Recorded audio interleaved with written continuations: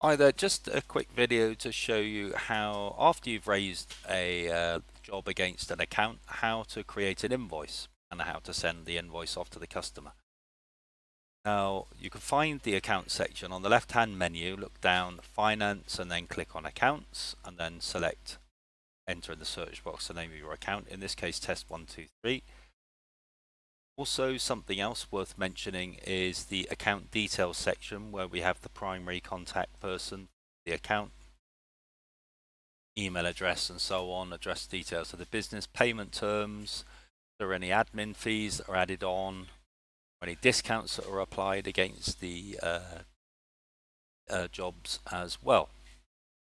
So to view any current or outstanding invoices, we click on the current tab.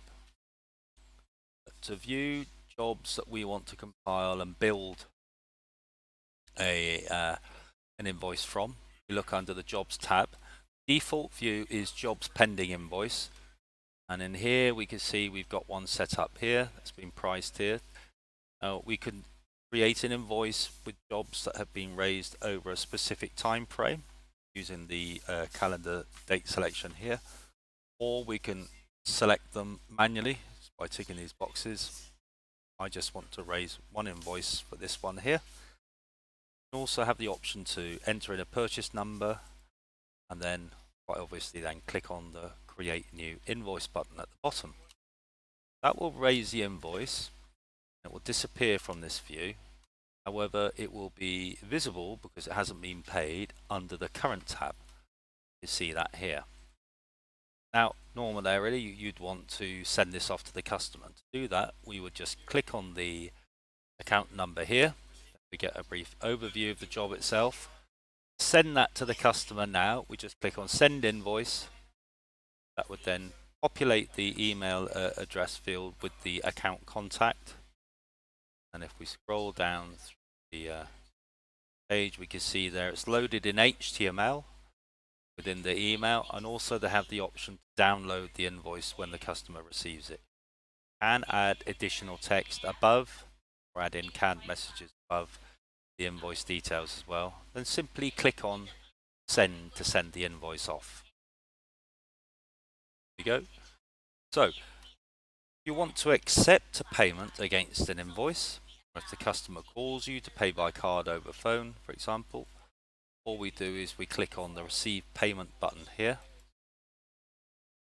Open up the accept payment window. The invoice number is ACC 55, I know that. The amount that they're paying, $110. Method, card by phone. And we can also add the actual payment date here if it's different. So if you're cross-referencing any bank statements, you could actually add in the appropriate date that the payment was made on. And we can add in notes at the bottom here. For that, and just click on update. That will then record that payment against it. You can view that by clicking on statement, and we can send a statement to the customer from here. And there we can see the payment that we just lodged here, this invoice, and the job number that was on that particular invoice there. Okay, now one thing to remember with the account section is you cannot raise an invoice with a zero where a job hasn't been priced, basically. Obviously, there will be nothing to see here.